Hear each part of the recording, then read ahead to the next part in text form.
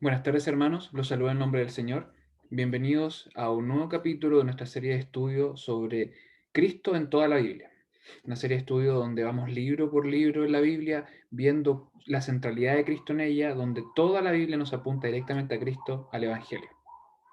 En el día de hoy nos compete estudiar a Cristo específicamente en los libros de Reyes y de Crónicas. Son 4 libros, pero los dividiremos en dos: los 2 libros de Reyes y los 2 libros de Crónicas.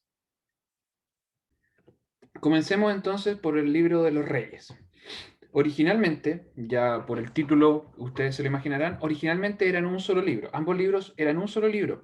De hecho, hay muchos vestigios que en las primeras compilaciones judías, los 2 libros de Reyes eran parte del segundo libro de Samuel.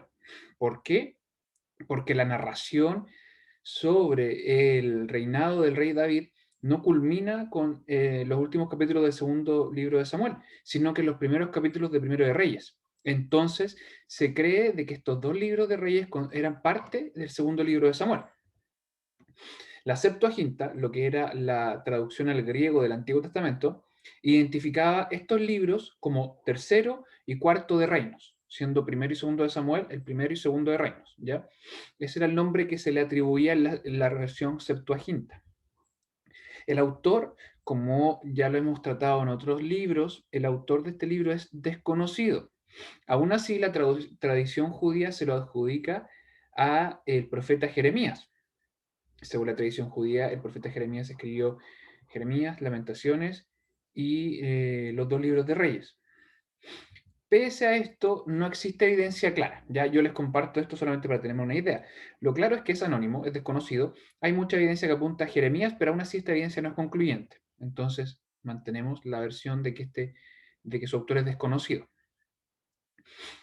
Junto a los libros de Josué, Jueces y Samuel, el libro de Reyes, los 2 libros de Reyes, comparten un estilo y un punto de vista similar o único. En el fondo, lo que hacen estos 4 libros, Josué, Jueces, Samuel y Reyes, desarrollan las ideas ya expresadas en Deuteronomio, ¿ya? Deuteronomio, la ley, parte de la ley escrita por Moisés, eh, desarrolla puntos teológicos bíblicos, pero estos 4 libros los explayan, ¿ya? Más allá de contar la historia y la narrativa, teológicamente hablando, doctrinalmente hablando, expanden las ideas de Deuteronomio, las desarrollan con mayor envergadura, con mayor tranquilidad desde distintos puntos de vista. Los temas principales que desarrolla este libro de Reyes, lo que nosotros conocemos como 2 libros, los temas principales son, en primer lugar, la influencia del rey, ¿ya? Lo que podríamos decir de tal rey, tal nación. El rey tenía una influencia muy alta y sus actos tenían una consecuencia muy alta sobre el pueblo, para bien o para mal. Un rey obraba bien y la bendición del Señor venía hacia el pueblo. Un rey obraba mal y la maldición del Señor venía al pueblo. Recordemos, producto del pecado de David, el Señor le da a elegir castigos. Y uno de esos castigos consideraba que finalmente eligió David era una maldición sobre el pueblo, donde muchas personas iban a morir. Entonces, este libro desarrolla la perspectiva de los reyes y profetas también. El primer tema importante que trata es la influencia positiva o negativa, pero una influencia muy grande del rey sobre su nación. En segundo lugar, como les decía, no solamente menciona la relación de los reyes, sino que también la historia de los profetas. Preponderantemente, el libro primero y segundo de Reyes menciona a Elías y Eliseo. Ya Elías y Eliseo pasan a ser los grandes profetas, de los cuales ya nosotros mencionábamos antes, junto a Samuel, son considerados los profetas anteriores. Pero también encontramos el profeta Natán, el profeta Ahías, el profeta Semaías y el profeta Micaías. También encontramos el profeta Jonás, el profeta Isaías y el profeta Ulda. Muchos de estos profetas son mencionados en otros libros, algunos profetas tienen sus propios libros, pero todos ejercieron el cargo de profeta para con la nación, del norte o del sur. Y en tercer lugar, el tema que desarrollan los 2 libros de Reyes es la división entre los reinos del norte y del sur.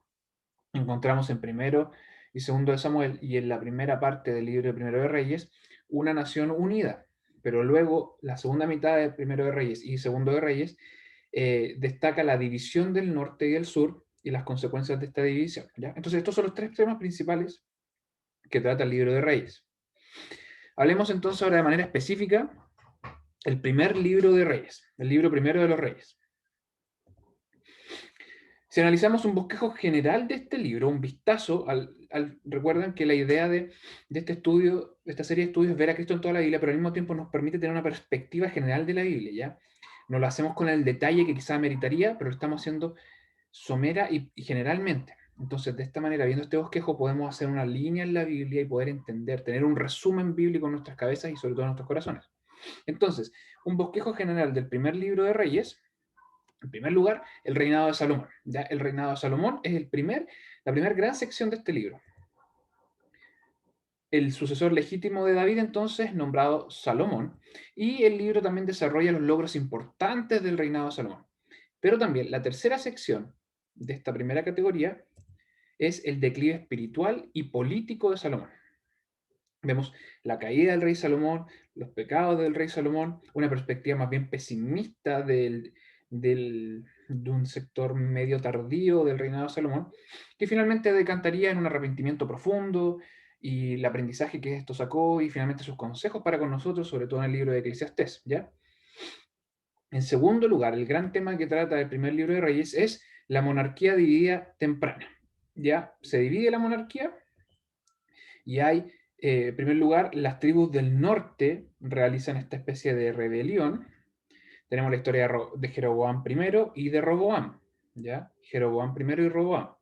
En conjunto a Roboam también tenemos la historia de Abiam y Asa, perdón, en Judá. Y también encontramos el reinado de Nadab, Basa, Ela, Simri, Omri y Acab en Israel, ¿ya? Entonces primero estuvo Jeroboam primero, luego vino Nadab, Basa, Ela, Simri, Omri y Acab en Israel, y en Judá, Robam, Abiam y Asa. Y la tercera gran sección de este libro nos menciona la relación, la interacción de bendición, maldición, castigo, juicio, consejo entre profetas y reyes. Encontramos la relación de los profetas con el rey Acab, sobre todo el profeta Elías. También nos encontramos a Josafat de Judá y Ocosías de Israel. Entonces, a través de Acab, Josafat y Ocosías, vemos la relación del Señor a través de los profetas para con ellos. ¿Ya? Esta es la tercera gran sección del libro. ¿Qué encontramos teológicamente hablando en el primer libro de Reyes? ¿Cuál es la perspectiva divina que podemos encontrar en este libro? ¿Cómo se muestra el Señor divinamente a nosotros? ¿Cuál es su carácter? ¿Cuáles son las características principales que el Señor muestra de Él mismo en este libro?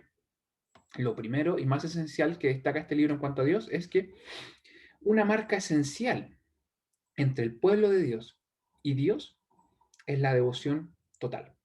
El pacto que el Señor ha hecho con su pueblo es que Él nos va a ser por Dios y nosotros le seremos por pueblo. Este pacto inmerecido, pacto de gracia, se debe al amor y misericordia de Dios y nosotros debemos necesariamente una devoción total a Él. ¿Ya? Este libro desarrolla esta idea. Por algo, en el capítulo 18, Elías les dice al pueblo, ¿hasta cuándo claudicaréis vosotros entre dos pensamientos? Si Jehová es Dios, seguidle, y si Baal, id en pos de él. Y el pueblo se quedó callado. Algo muy similar cuando Josué se planta delante del pueblo y les dice, oigan, ya dejen de vacilar entre un lado y otro, decidan a quién van a servir, porque al menos yo y mi casa vamos a servir a Jehová. Acá Elías hizo lo mismo. Les dice, si ustedes son su pueblo, sírvanle. Si deciden si deciden no servirle, aléjense. Ustedes no son su pueblo, sirvan a Baal, sirvan a quien quieran. Pero si son su pueblo, sírvanle. Entonces, lo primero que resalta el primer libro de Reyes es la devoción total que el Señor exige para con su pacto. En consecuencia de esto que respondió el pueblo, cayeron sobre sus rostros y dijeron, Jehová es Dios, Jehová es el Dios. ¿Ya? La devoción total es una marca distintiva del pacto entre Dios y nosotros, su pueblo. En segundo lugar, siguiendo lo que ya se había planteado en el libro de Deuteronomio, recordemos que junto a Josué, Jueces y Samuel, el libro de los Reyes desarrolla las ideas de Deuteronomio. El primer libro de los Reyes señala la importancia de que solamente exista un santuario, ¿ya? Que el Señor solamente quiere ser adorado en un lugar. De aquí la importancia que el primer libro de los Reyes señala sobre la preparación y la construcción del templo, ¿ya? La preparación y la construcción del templo son un elemento principal en este libro. ¿Por qué? Porque el Señor exige que Él sea adorado ahí. A raíz de esto, ¿por qué exige que el Señor sea adorado ahí de la forma que Él establece? Porque Él es un Dios celoso, ¿ya? El Señor manifiesta su carácter en este libro de forma celosa. En forma específica, el primer libro de los Reyes no es que resalte que el pueblo abandona totalmente a Dios, ¿ya? Hay otros libros que sí mencionan esto, que lo resaltan, lo señalan, lo mencionan de alguna forma, tangentemente o directamente. Pero este libro no lo hace así. No es que el pueblo directamente abandona a Dios por otros dioses. Lo que el libro deja en evidencia es cómo el pueblo mezclaba las adoraciones, mezclaba los métodos de adoración, mezclaba los lugares de adoración y sobre todo mezclaba las intenciones del corazón. Porque el pueblo decía, yo quiero adorar a este otro Dios, pero voy a adorar a ese mismo Dios en el templo de Dios. Y empezaba a mezclar cosas y su corazón iba para allá o para acá. Lo que para nosotros a día de hoy sería, voy a ir al templo, pero no voy a ir a cantarle al Señor, sino que voy a estar pensando en otra cosa. No voy a estar pendiente del partido, no voy a estar pendiente de mis tareas, no voy a estar pendiente del trabajo, no voy a estar enojado con mi hermano, etcétera, etcétera. Las intenciones del corazón. No es que abandonemos directamente a Dios, sino que mezclamos las cosas. ¿De dónde se saca el primer libro de los reyes de esto? ¿Cuál es la idea que desarrolla? La de Deuteronomio 12. Algunos versículos solamente. Dice, más el lugar que Jehová vuestro Dios escogiere de todas vuestras tribus para poner allí su nombre para su habitación, ese buscaréis y allá hallaréis. Allá iréis. Y allí llevaréis vuestros holocaustos y vuestros sacrificios y vuestros diezmos y la ofrenda elevada de vuestras manos y vuestros votos y vuestras ofrendas voluntarias y los primerizos de vuestras vacas y de vuestras ovejas. Y comeréis allí delante de Jehová vuestro Dios, y os alegraréis, vosotros y vuestras familias, en toda obra de vuestras manos en que Jehová tu Dios tuviere bendecido. Ojo con este punto porque es lo más importante de un Dios celoso en que quiere ser adorado solamente como Él lo ha indicado. Le pasó al pueblo de Israel en primer libro de los Reyes y nos pasa a nosotros ahora. Finaliza el versículo 8 de Deuteronomio 12. No haréis como todo lo que nosotros hacemos aquí ahora, cada uno lo que le parece. El Señor quiere ser adorado de una manera específica, como Él la ha indicado, con sus parámetros. Cada cosa que nosotros inventemos, lo que Pablo a los Colosenses le llama culto voluntario, simplemente son invenciones nuestras. Y el Señor no quiere eso. El Señor estableció la medida, cómo quiere ser adorado, de qué forma. Según esto, pasemos ahora del carácter de Dios a específicamente cómo se muestra Cristo en el primer libro de los Reyes. La frase que acuña el libro es Jesús, nuestra única esperanza, donde finalmente a través de los reyes vemos que la única esperanza de un reinado fiel, la única esperanza de fidelidad y obediencia a Dios es a través de Cristo. Primero Reyes 8:23 dice, Jehová, Dios de Israel, no hay Dios como tú, ni arriba en los cielos, ni abajo en la tierra, que guardas el pacto y la misericordia de tus siervos, los que andan delante de ti de todo su corazón. El Señor es fiel a su pacto y el Señor es misericordioso con sus siervos. ¿Por qué? Porque siendo aún pecadores, Cristo murió por nosotros. En primer lugar, Cristo se muestra a nosotros en el primer libro de los Reyes mediante la sucesión terrible de reinados pecadores, de reyes pecadores. En el primero y segundo libro de los reyes encontramos rey malo, tras rey malo, tras rey malo, tras rey malo. Hay algunos que manifestaron bondad y que fueron mejores y ganaron el favor del Señor. Pero en general era maldad, maldad, maldad. Y hasta los más buenos siempre tenían algo malo, siempre tenían algo malo, siempre tenían algo malo. Incluso David, Salomón y Josías, que fueron los reyes más grandes, bondadosos, igual tenían mucho pecado en su corazón. Entonces, ¿qué nos delata primero y segundo de Reyes? Que no hay justo ni aun uno. Aun cuando hayan sido ungidos por el Señor para ser reyes, aún así no eran justos. No eran justos. Entonces, la única esperanza de un rey realmente justo está en Cristo. Por eso Pablo le escribe a Timoteo y le dice, bienaventurado y solo poderoso, rey de reyes y señor de señores. ¿Quién es el rey de reyes y señor de señores? Cristo. ¿Y cuál es la cualidad perfecta de Cristo que lo convierte en nuestra única esperanza? Que no hizo pecado, que no fue pecador. Entonces, Cristo se nos muestra contrastándose en los reyes, donde al final rey tras rey tras rey eran todos pecadores. Pero el único rey de reyes y señor de señores que no tiene pecado es Cristo. En segundo lugar, vemos el hecho de cómo el Señor se manifestó a su pueblo viviendo en medio de él. En primer lugar, fue en el tabernáculo, en el desierto, pero finalmente fue en el templo. ¿Qué representaban? A un Dios inmanente, un Dios que habitaba en medio de ellos, un Dios presente, un Dios cercano. eh, la idea del templo tan importante era que Dios estaba en medio de su pueblo. Era lo más importante. Antes de reconstruir el palacio, el rey debía reconstruir el templo. ¿Por qué se nos presenta Cristo aquí? Juan 1.14 dice, y aquel verbo fue hecho carne y habitó entre nosotros, y vimos su gloria, gloria como el unigénito del Padre, lleno de gracia y de verdad. La importancia del templo, preparado por David, construido por Salomón, es que Dios habitaría en medio de su pueblo, específicamente con el lugar santísimo. Pero Dios en medio de su pueblo se manifestó no con representaciones, no con símbolos, no con rituales, sino que de manera directa a través de Cristo. Por eso el ángel cuando lo anuncia dice, y llamará su nombre Emanuel, que declarado es con nosotros Dios. O sea, no a través de un templo, sino que Cristo mismo es Dios con nosotros. Entonces, el templo es un simbolismo, una sombra del real cumplimiento de Dios con nosotros, que es Cristo. Segundo libro de los Reyes. Como les decía al principio, son parte de un mismo libro, pero los separamos aquí en la mitad para darle un poquito de orden y para hacer más fácil la comprensión, ya que nuestra Biblia está separada en dos libros. Segundo libro de los Reyes. Breve vistazo, bosquejo general del libro. En primer lugar, continuamos con lo ya expuesto sobre la relación de los profetas y los reyes. Terminó primero el primer libro de los reyes con la relación de Elías y el rey. Ahora Elías es sucedido por Eliseo y encontramos el ministerio de Eliseo. Ahora encontramos el reino tardío, no la división temprana, sino que la división tardía del reino. Aquí encontramos en Judá al rey Joram, Ocosías, Atalía, famosa Atalía, Joás, Amasías, Azarías, Jotam y Acaz. Y en Israel encontramos a Jehú, Joacás, Joás, Jeroboam II, Zacarías, Salum, Manahem, Pecaía, Peca y Oseas.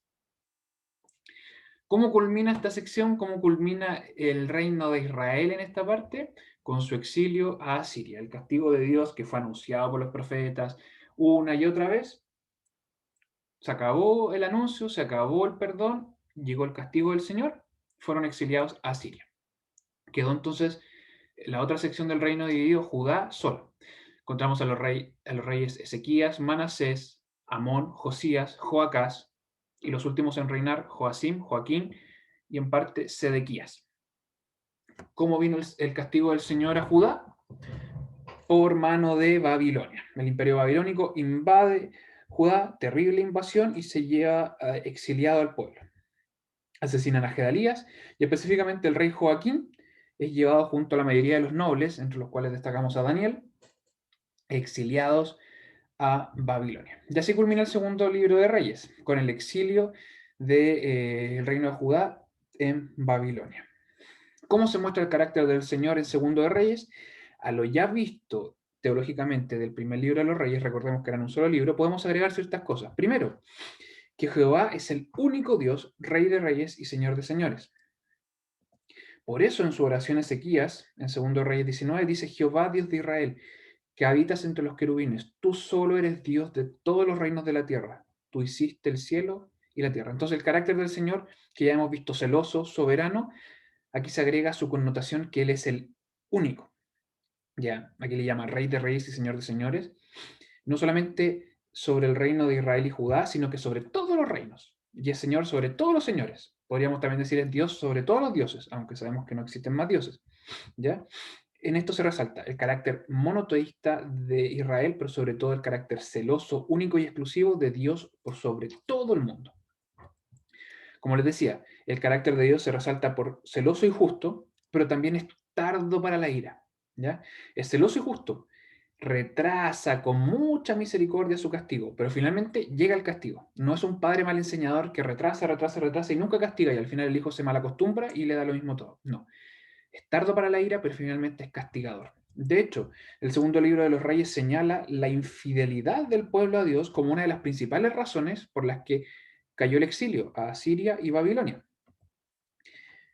¿Por qué les digo que es tardo para la ira y castigador, pero también es misericordioso? Porque Israel y Judá fueron castigados, pero más tarde perdonados. ¿Ya? Entonces el carácter del Señor misericordioso y justo, celoso, castigador, pero también perdonador y amplio en misericordia. Y finalmente, que Dios siempre es fiel a su pacto. Todos le debían fidelidad a Dios por el pacto. Son su pueblo y Él es su Dios. Desde el rey hasta el último bebé recién nacido, todo le debe fidelidad a Dios. Pero pese a toda la infidelidad del pueblo y de los reyes, cosas terribles, que obviamente el estudio no da para eso, pero es cosa de leer el segundo libro de los reyes, historias terribles de los reyes, cuanto más del pueblo. Pero pese a todo esto, el Señor es siempre fiel, el Señor es perdonador, el Señor es amplio para perdonar. Por eso una y otra vez dice, si mi pueblo se humilla, me busca, se aparta del mal y me busca en oración, yo le voy a perdonar. Dios es castigador, pero Él es fiel. Él no muda, no se traspasa, no cambia y no miente, sino que si nos arrepentimos, Él es grande en misericordia para perdonarnos. ¿Cómo vemos a Cristo en el segundo libro de los Reyes? Como nuestro profeta perfecto. Segundo de Reyes 19:19 dice, ahora pues, oh Jehová, Dios nuestro, sálvanos, te suplico, de su mano, para que sepan todos los reinos de la tierra que tú solo, Jehová, eres Dios. ¿Ya? Cristo es nuestro profeta perfecto. En primer lugar, vemos a Cristo a través de su cita en el Nuevo Testamento a Elías y Eliseo. El Señor en su ministerio, sabemos que estuvo con publicanos, con prostitutas, con leprosos, con mujeres con flujo menstrual, con pecados que excluían de la comunión a las personas, con inmundicia física que lo apartaba de la liturgia normal. Y el Señor compartió con ellos, llamando siempre al arrepentimiento, pero estuvo con ellos.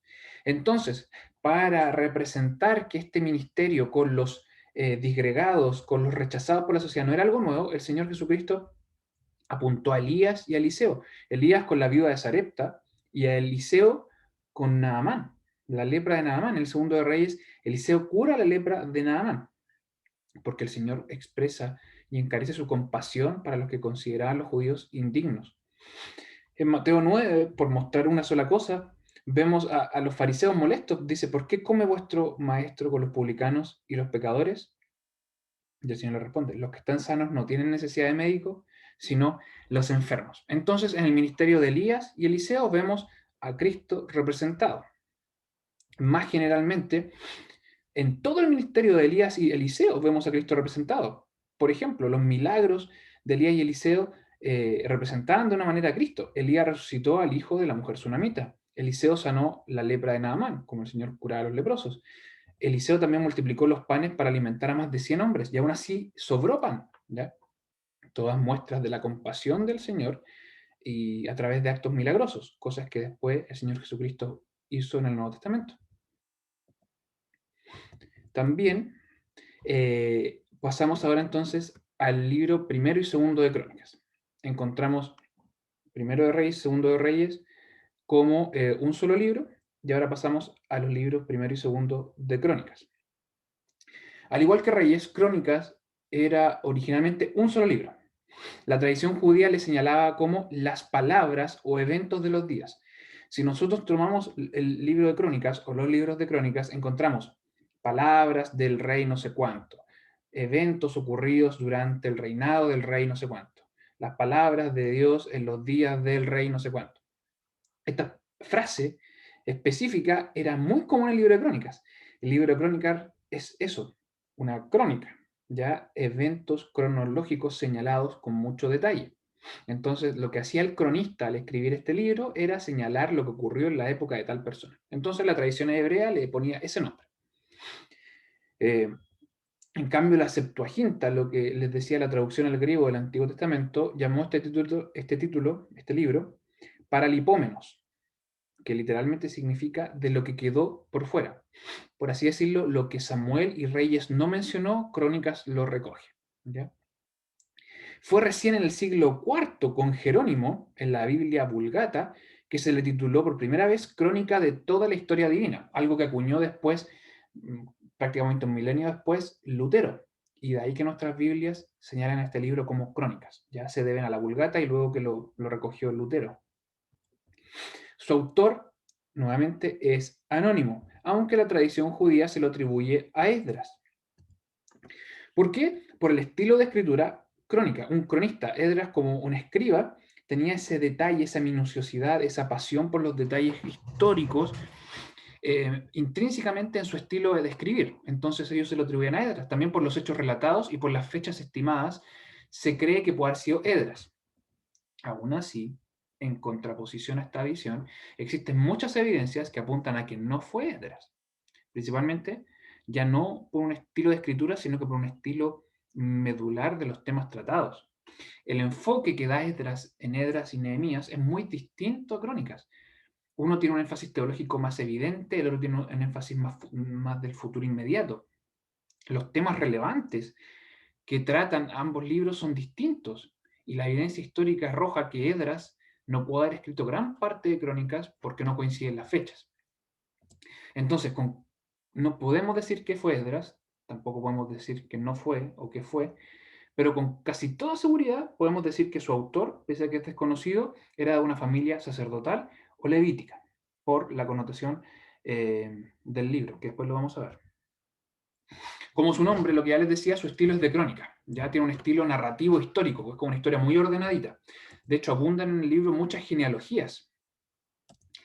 Como una crónica, su fin era sumamente histórico. Eh, Inmediatamente ahora les voy a explicar a qué me refiero con que era histórico su propósito, pero también es una carta abierta teológica. ¿Por qué tenía esta connotación histórica y teológica? Porque junto al libro de Samuel, a los libros de Samuel y los libros de Reyes, el libro de las crónicas conforman un set de refuerzo post-exilio babilónico. Israel y Judá, luego de volver al exilio de Asiria y Babilonia, habían pasado muchos años. El pueblo quizás no tenía, más allá de la tradición oral, no tenía conocimiento pleno de su genealogía, no tenía conocimiento pleno de dónde venían, de la elección del Señor desde Abraham, de su conexión con Adán al principio del mundo. No tenían quizás conocimientos plenos como hay desde Abraham, Isaac y Jacob hasta llegar a Moisés. Cómo el Señor fue con ellos en el desierto, cómo fue con el Señor con ellos entrando a Canaán. Entonces, históricamente, el pueblo necesitaba un refuerzo. Por eso el libro de Samuel, de Reyes y sobre todo de Crónicas, datan, al menos la culminación de estos, a la época en el exilio o post-exilio, porque necesitaban este refuerzo. En primer lugar, histórico, pero en segundo lugar, teológico. Necesitaban que, inspirados por el Espíritu Santo, sus autores les señalaran y les dijeran: los errores que cometieron sus padres fueron de ser infieles al pacto con Dios. Ustedes no los cometan. Entonces, este set histórico y teológico era un refuerzo que necesitaba el pueblo luego del exilio. La fidelidad a Dios, entonces, era una consecuencia de esta narración histórica que es Crónicas. La fidelidad a Dios es el tema principal que necesitaba el pueblo como refuerzo. Los temas principales, entonces, en primer lugar, el pueblo de Dios, cómo había sido elegido, el Señor, cómo lo había elegido desde un inicio, lo formó desde la eternidad, lo eligió, lo llamó y lo ha cuidado desde siempre, siendo sumamente fiel. En segundo lugar, la relación del rey con el templo. Por un lugar, Crónica señala la importancia del trono davídico, la herencia y promesa a David, y también el trono de Jerusalén. Entonces, dos grandes temas: el trono del rey y el templo en Jerusalén. Corren en paralelo como sumamente importantes y claves estructurales en el libro. Y en tercer lugar, el tema principal de estos dos libros es la bendición y los juicios divinos. ¿Cómo? El libro señala directamente la estrecha relación que existe entre ser fiel y la bendición de Dios. Y por otro lugar, la estrecha relación que hay entre ser infiel y el que el Señor nos castigue y sea el juicio de Él sobre nosotros. Entonces el libro, la importancia del pueblo de Dios y su elección, el rey y el templo, y la fidelidad y la infidelidad castigada y bendecida. El primer libro, el libro primero de Crónicas. Un bosquejo general, como libro primero de Crónicas, es un repaso rapidísimo y súper bueno, súper importante. De hecho, si históricamente usted quiere indicarle la conexión entre la creación del mundo y el rey David a una persona de manera rápida, que lea el primer libro de Crónicas. Porque en primer lugar, el libro empieza con una genealogía del pueblo de Dios, partiendo desde Adán hasta Jacob, hasta Israel. Luego, sus hijos, las tribus de Israel, y culmina con el retorno del exilio. Continúa el libro con una segunda sección que es la monarquía unida, la monarquía temprana, con el primer rey Saúl y luego con David. Un repaso súper rápido, súper express, es como un recuerdo como los que hacemos nosotros para esa semana 18, cuando hacemos un vistazo rapidísimo desde la independencia de Chile hasta la actualidad, lo mismo. Ya este libro representa lo mismo. ¿Cómo se representa el carácter de Dios en este libro? ¿Cómo podemos ver eh, la personalidad divina en este primer libro de Crónicas? Como les decía, no solamente una cronología narrativa este libro, sino que también es un ejercicio de teología del pacto aplicada. Es el Señor te eligió, el Señor te ofrece la salvación solo por gracia, a través de la fe. ¿Y cómo lo aplicas? Siendo obediente y siendo santo, porque tu Dios es santo. Este libro es un ejercicio de esto, es la aplicación. De Adán hasta la actualidad, en ese momento, bueno, hasta el día de hoy también, pero cuando se escribió el libro, cómo resaltaba siempre la soberanía suprema de Dios, porque el Señor hacía y deshacía. Este libro le muestra al pueblo cómo el Señor es soberano sobre todo. Desde el inicio del mundo hasta la vuelta del exilio, el Señor siempre hace y deshace como quiere. Toma y saca reyes, pone y saca naciones, destruye y hace nacer tierras, volcanes, ríos, lluvias, todo le cumple y le responde a Él. En tercer lugar, este libro resalta la fidelidad de Dios, porque Dios es siempre fiel y es un perdonador piadoso, porque el Señor pone las reglas, da la facultad y al no cumplirlas advierte y advierte y advierte, luego castiga, pero está esperando el arrepentimiento para perdonar. Entonces siempre el Señor es siempre fiel, no abandona su pacto, no desecha a su pueblo, no lo desecha de manera definitiva. En cuarto lugar, este libro señala cómo el Señor eligió a su pueblo y nos elige a nosotros como su pueblo de manera totalmente inmerecida. Y aparte de elegirnos como su pueblo de manera inmerecida, también inmerecidamente nos da múltiples bendiciones. Y en quinto lugar, el Señor, su manifestación más hermosa en ese momento de su gracia para con su pueblo era la bendición del templo, ya de que Dios habitara en medio de ellos. Estos son los 5 puntos que el libro primero de Crónicas resalta sobre el carácter de Dios. Ahora, ¿cómo podemos ver a Cristo en el libro primero de Crónicas? Como nuestro restaurador perfecto. Cristo, nuestro restaurador perfecto.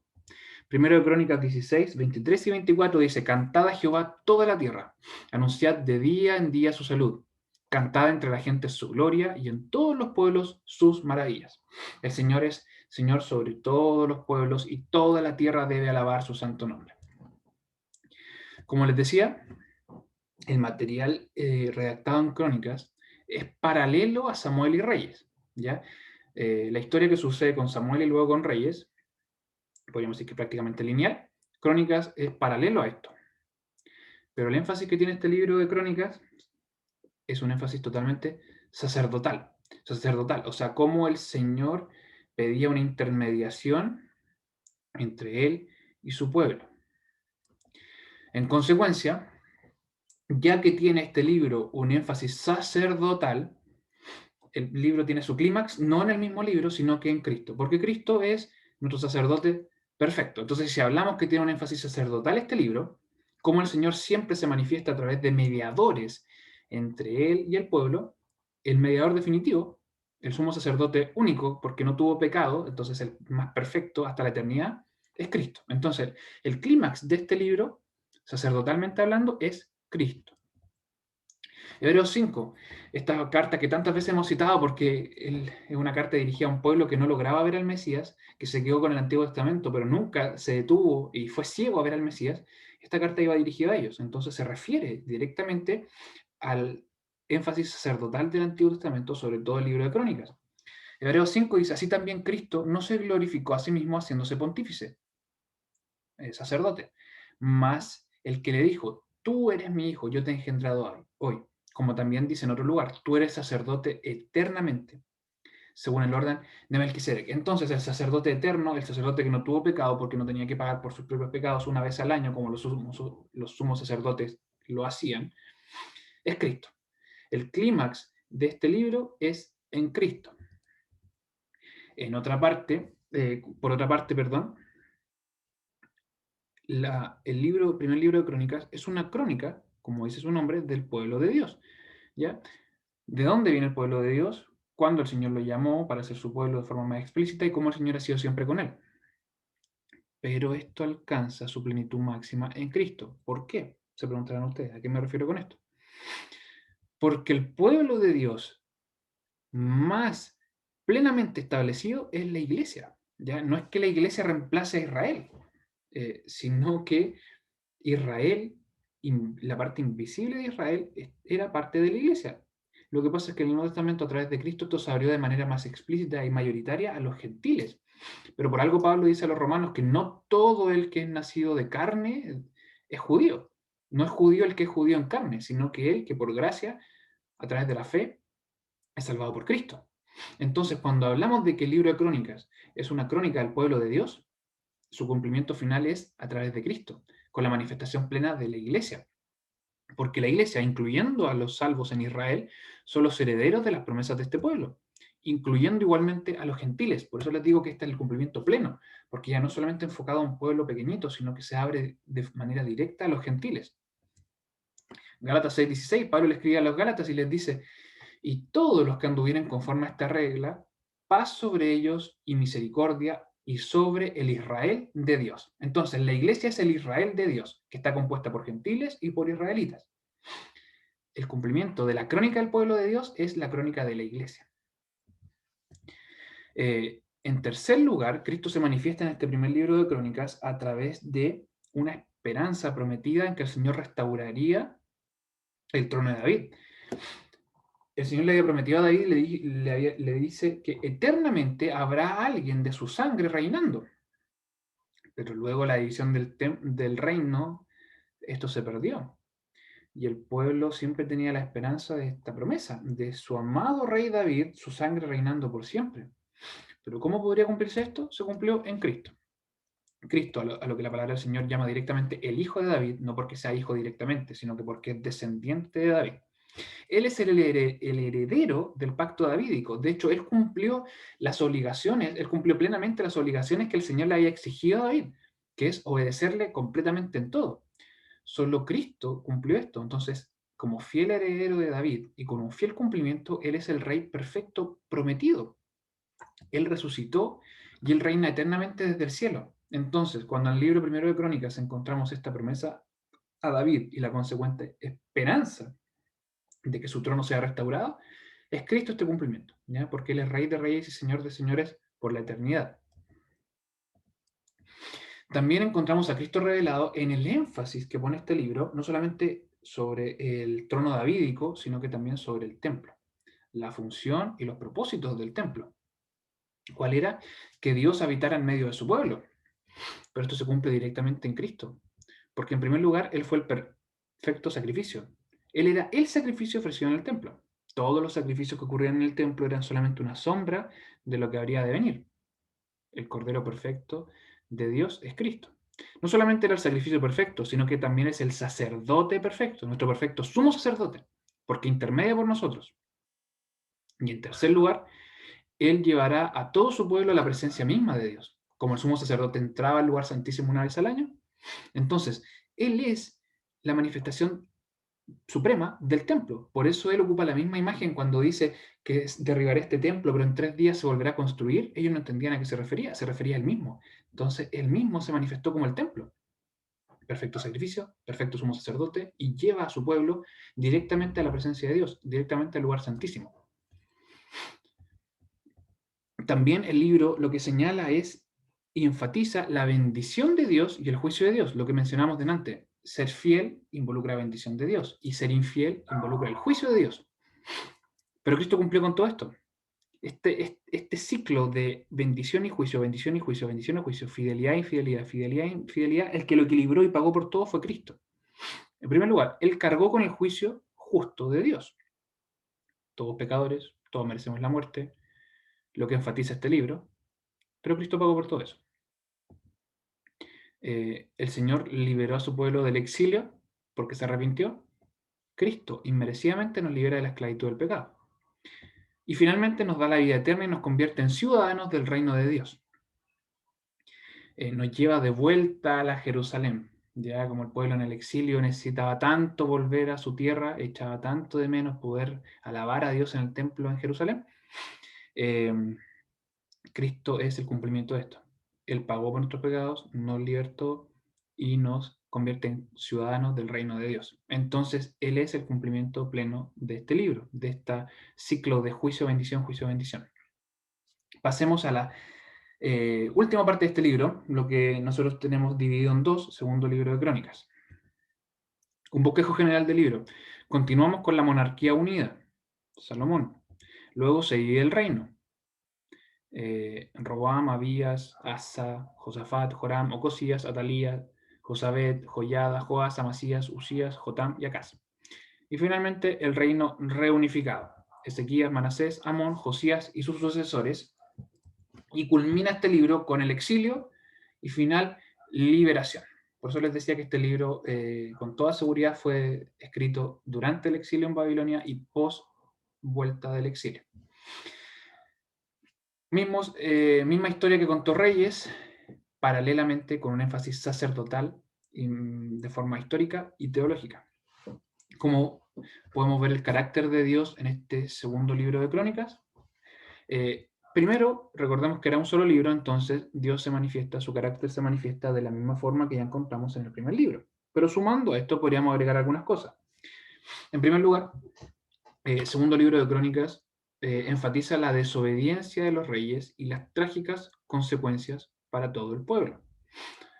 En representación del pueblo, el rey cometía pecado y todo el pueblo era castigado.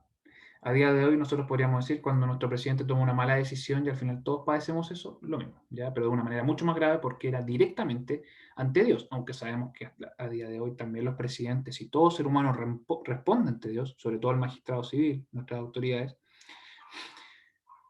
Pero esto era más enfáticamente porque era el pueblo de Dios, era Israel directamente, ¿ya? Entonces los reyes desobedecían y venían consecuencias trágicas. De esta manera el Señor establecía responsabilidades. Pero pese a todo esto, el Señor era fiel a su pacto, ¿ya? Él esperaba el arrepentimiento y perdonaba.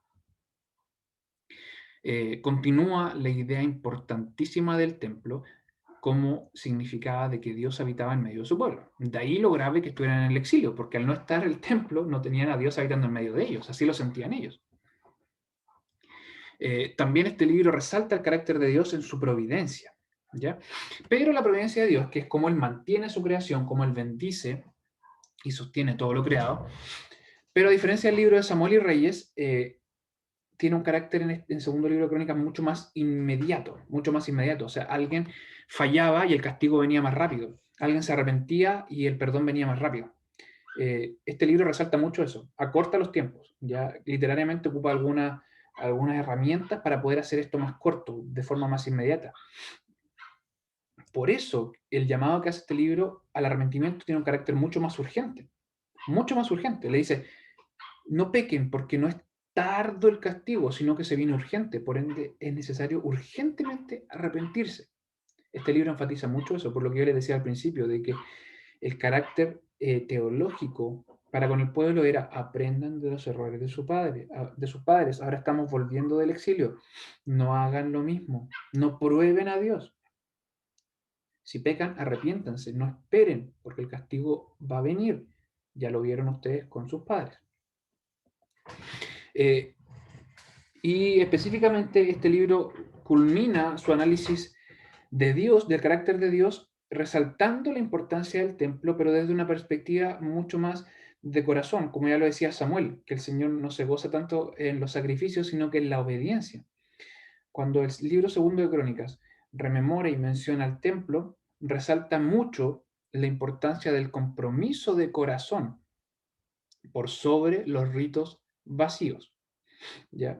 Entonces, el Señor lo que quiere de nosotros es obediencia, es un corazón humillado delante de Él, no vacíamente cumplir con ritos, cumplir con formalidades, sino lo que está detrás de ellos. Este libro nos señala y nos apunta directamente a eso, que lo que quiere el Señor es obediencia, no sacrificio. ¿Cómo vemos a Cristo en el libro segundo de Crónicas? Como Jesús, nuestra verdadera adoración. Jesús el único digno de toda adoración y Él es nuestra verdadera adoración. Segundo de Crónicas 5:13 dice, Sonaban pues las trompetas y cantaban con la voz todos a una para alabar y confesar a Jehová. Y cuando alzaban la voz con trompetas y címbalos e instrumentos de música, cuando alababan a Jehová diciendo, porque es bueno, porque su misericordia es para siempre, la casa se llenó entonces de una nube, la casa de Jehová. Segundo libro de Crónicas, vemos a Cristo en que los reyes, cumpliendo con su deber, representaban a Cristo.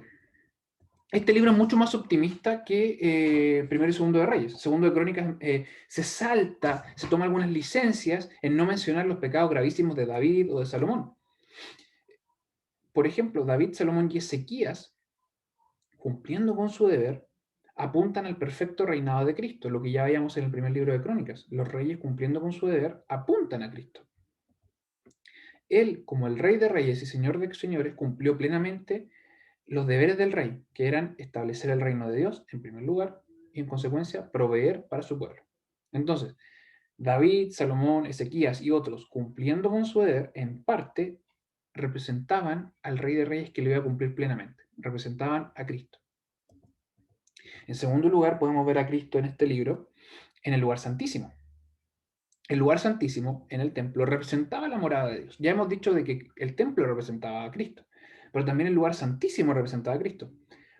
Esta morada de Dios, que está representada en el lugar santísimo, no permitía la entrada ni acercarse al pecador, porque si no iba a morir. Solamente el sumo sacerdote, el elegido por Dios, cumpliendo una serie de ritos específicos de limpieza y arrepentimiento de corazón, podía entrar una vez al año, nada más que eso. Podemos decir que era una especie de jardín del Edén, donde cuando el pecado nació en el corazón del hombre, tuvo que ser expulsado. Ahí no se podía acercar porque era Dios mismo y Dios no puede ver el pecado. De aquí lo importante cuando en el Nuevo Testamento vemos que Cristo en su muerte rasgó el velo del templo, porque la morada de Dios, que no se podía acercar el hombre pecaminoso, Cristo esta diferencia, esta distancia, esta barrera, la rompió. Famosa carta a los hebreos que tanto hemos mencionado y vamos a seguir mencionando en este análisis sobre todo el Antiguo Testamento. Capítulo 10. Así que hermanos, teniendo libertad para entrar en el santuario por la sangre de Jesucristo, por el camino que Él nos consagró nuevo y vivo, por el velo, esto es, por su carne, y teniendo un gran sacerdote sobre la casa de Dios, lleguémonos con corazón verdadero, en plena certidumbre de fe, purificados los corazones de mala conciencia y lavados los cuerpos con agua limpia. El templo en medio de su pueblo, que ellos tanto anhelaban, en el libro segundo de Crónicas, no podían acceder al lugar santísimo. Pero a través de Cristo tenemos libre entrada. Podemos hablar directamente con Dios. Podemos gozar de sus bendiciones directas. Podemos acercarnos sin miedo, con confianza al trono de gracia por Cristo. Entonces, lo que representaba el lugar santísimo en el templo, su cumplimiento es Cristo. Cristo es directamente el lugar santísimo del templo. Así culmina este capítulo sobre el análisis de Cristo en Reyes y Crónicas. En el primer libro de los Reyes vemos a Cristo como nuestra única esperanza por sobre todo lo que ocurre, aun cuando hayan buenas noticias, nuestra única esperanza de plenitud y de gracia consumada es Cristo. En el segundo libro de los Reyes vemos a Cristo como nuestro profeta perfecto. El que nos habla directamente de Cristo, de Dios, porque es Dios mismo, es Cristo. El libro primero de Crónicas vemos a Cristo como nuestro restaurador perfecto, el único que es capaz de limpiarnos plenamente, como con hisopo y dejar nuestro corazón limpiecito, que nos restaura completamente, es Cristo. Y en el segundo libro de Crónicas encontramos a Cristo como nuestra verdadera adoración. Cristo nuestra verdadera adoración. Espero al Señor que sea de bendición este estudio y sobre todo lean la Biblia, leanla todos los días, no se cansen de leerla. Si tienen dudas, no tengan ninguna complicación en escribirme. Después de tantos meses la idea es mejorar porque es para el Señor. Es para el Señor y yo junto con ustedes aprendo muchísimo, pero como es para el Señor la idea es mejorar cada día, sobre todo entender, pero más que esto, obedecer la palabra del Señor, porque Él quiere que prediquemos el Evangelio de nuestro Señor, que prediquemos su palabra, considerando toda la Biblia como una única historia que es de nuestro Señor Jesucristo. Que el Señor les bendiga.